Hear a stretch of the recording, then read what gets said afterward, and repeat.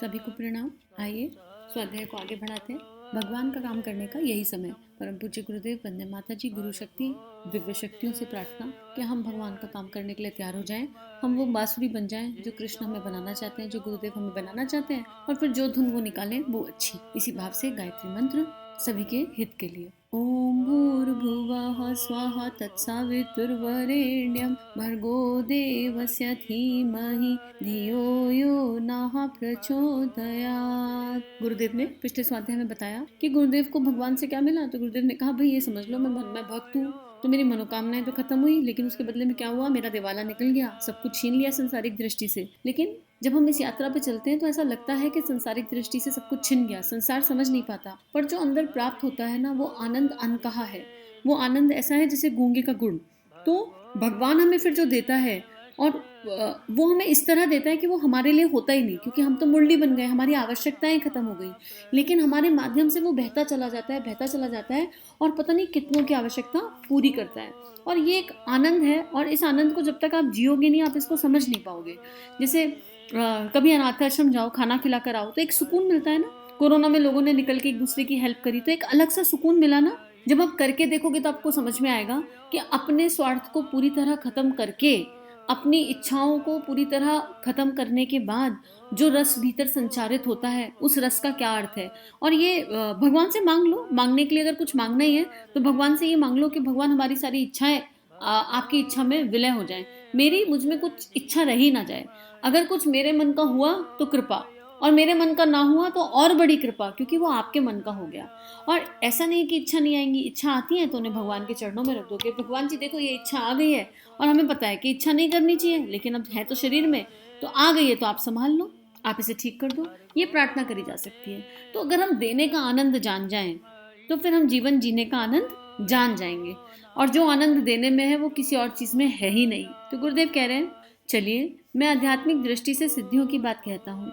सिद्धियों की बात वो है जिससे आदमी दूसरों को लाभ देने में समर्थ हो सके, दूसरों की मुसीबत में हाथ बटा सके, दूसरे के आंसुओं को पोंछने में समर्थ हो सके। ऐसी शक्ति मिल सकती है। मैं आपको अपने लंबे अनुभवों की साक्षी बनाकर यकीन दिलाता हूँ कि आपके लिए ऐसी शक्तियाँ, सिद्धियाँ और शांति का दरवाज़ा खुला हुआ है, जिससे आप अपनी जीवात्मा की आवश्यकताएं पूरी कर सकते हैं।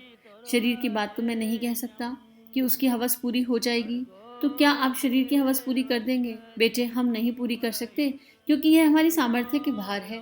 आदमी की हवस इतनी शैतान है कि इसे कोई पूरा कर ही नहीं सकता। तो आप पूरी कर दीजिए। बेटे, हमारी सामर्थ्य में है ही नहीं, हम कैसे पूरी कर दें।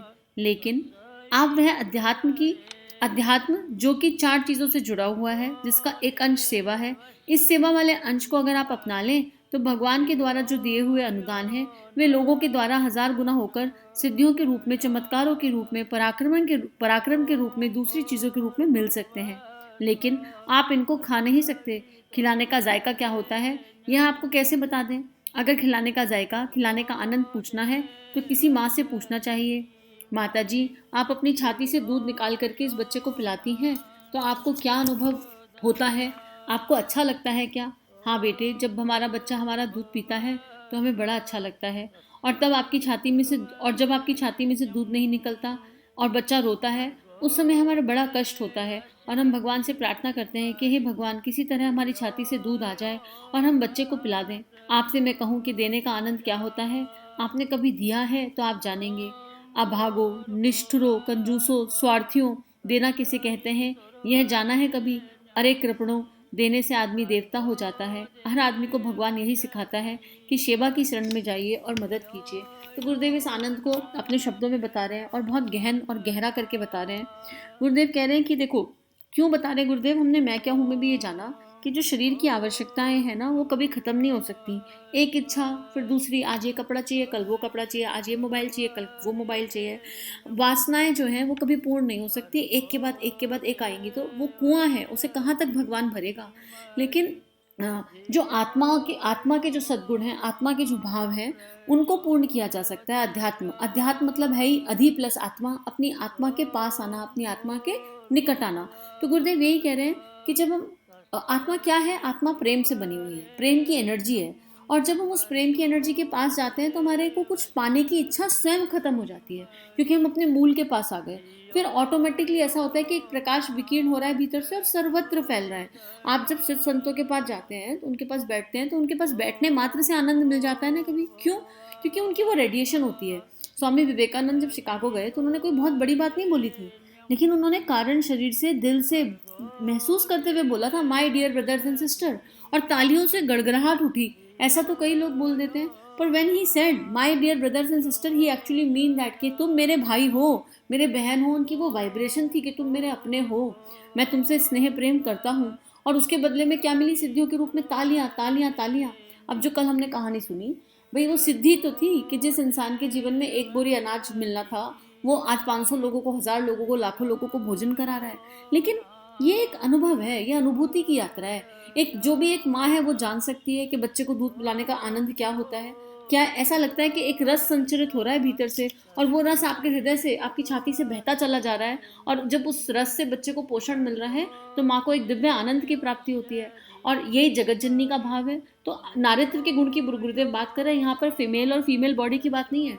जिस मनुष्य में वो नारित्व का गुण जागृत हो गया, उसमें वो भाव, वो करुणा, वो संवेदना, वो मातृत्व भाव जागृत हो ही जाएगा कि हर हर मनुष्य अपना बच्चा लगने लगेगा। माँ गायत्री को सब माँ गायत्री कहते हैं ना। कोई माँ गायत्री यौवना है, उनका स्वरूप कितना सुंदर है, लेकिन किसी भी एज का इंसान जब उनकी तरफ देखेगा तो उन्हें माँ ही कह के बुलाएगा। कोई और तो कुछ नहीं कहता, कोई और तो भाव नहीं होता। मातृत्व भाव के लिए कोई और भाव नहीं होता। कृष्ण के लिए अलग अलग भाव हैं। कोई सखा भाव से ध्या रहा है, कोई दास भाव से ध्या रहा है, अलग अलग भाव से ध्याया जा रहा है। लेकिन जब बात मातृशक्ति की आती है, जब बात देवी की आती है, तो केवल माँ कह के संबोधित किया जाता है, क्योंकि जो माँ के पास है वो कहीं और हो ही नहीं सकता। और कौन सी माँ? वो माँ नहीं जो ममता में बंधी हुई है, आसक्ति और मोह में केवल मेरा बच्चा कर रही है। वो माँ जो नारित्व के गुणों की पराकाष्ठा है, और वो मेल या फीमेल किसी भी बॉडी में जन्म ले सकती है। ठाकुर का एग्जाम्पल देखिए ना, ठाकुर ने जब राधा तत्व की साधना करी तो ठाकुर के बॉडी में कंप्लीट चेंजेस आ गए। उनके वो राधा, पूरी तरह राधा बन गए।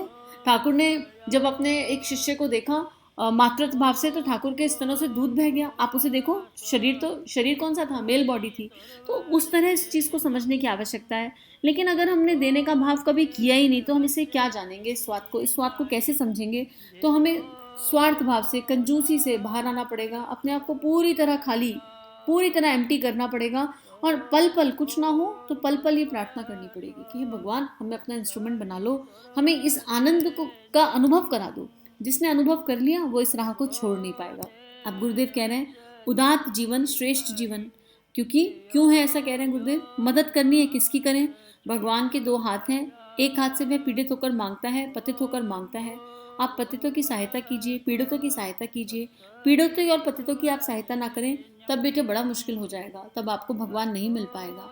भगवान का अनुग्रह आपको मिल जाए, मैं सोचता हूँ वो तब होगा मैं सोचता हूँ कि तब भगवान आपको नहीं मिलना चाहिए, क्योंकि आपके अंदर ना करुणा है, ना आपके भीतर सदाशयता है। आपके भीतर तो केवल हवस काम करती है, और इस हवस के आगे भी आप उन्हें भी जलाना चाहते हैं जिसमें आप जल गए। आपका परलोक जल गया, आपका ध्यान जल गया, आपका कुटुंब जल गया। अब कौन रह गया? अब संतोषी माता रह गई, और जो कोई भी रह गया उसे भी इस नरक में डाल दिया अभागो, जिसमें कि आप जल रहे हैं। हवस की आग, ख्वाहिशों की आग, वासनाओं की आग, तृष्णाओं की आग, संतोषी माता को भी भून डाली है। अरे अभागो, आपने अपने आप को भूनिए, परंतु उनको तो अपनी जगह पर ही रहने दीजिए। क्या कीजिए? उदात्त जीवन, श्रेष्ठ जीवन, परोपकारी जीवन, शानदार जीवन, दूसरों के दुख में सम्मिलित होने वाला जीवन, संसार की सत्प्रवृत्तियों का संवर्धन करने वाला जीवन जिए।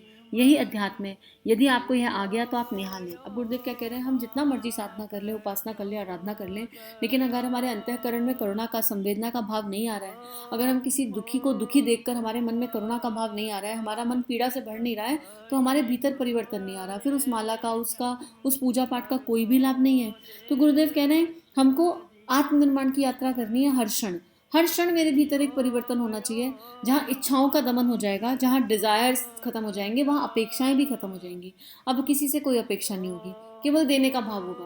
क्षमा का भाव बहुत प्रबलता से आ जाएगा। कोई कितनी भी ब्लैक बॉल डाले, फर्क ही नहीं पड़ेगा। अंदर से बस आनंद की लहर और प्रार्थना निकलेगी। उल्टा ऐसा होगा कि भगवान, जो सद्बुद्धि मुझे मिली, जो करुणा संवेदना का भाव मुझे मिला, वो इस आत्मा को भी मिल जाए। तो गुरुदेव किस जीवन को जीने की बात कर रहे हैं? गुरुदेव कह रहे हैं अपनी हवस, ख्वाहिश, वासनाओं, तृष्णाओं को आग लगा दो, इन्हें खत्म कर दो। भगवान के पास बैठ के यही मांगो कि प्रभु मेरे अंदर के विकारों का क्षय कर दीजिए, इन्हें आप देख लीजिए, हम यहाँ खड़े हैं आपके सामने, श्रेष्ठ जीवन है सारा आपका, और हमारे अंदर क्या कर दीजिए, हमें एक ऐसा जीवन दे दीजिए जो परोपकारी हो, जो शानदार हो, जिसमें किसी के सुख में आप कभी सम्मिलित हो या नहीं, लेकिन दुख में हो जाओ, है ना, किसी के दुख में खड़े हो सकें।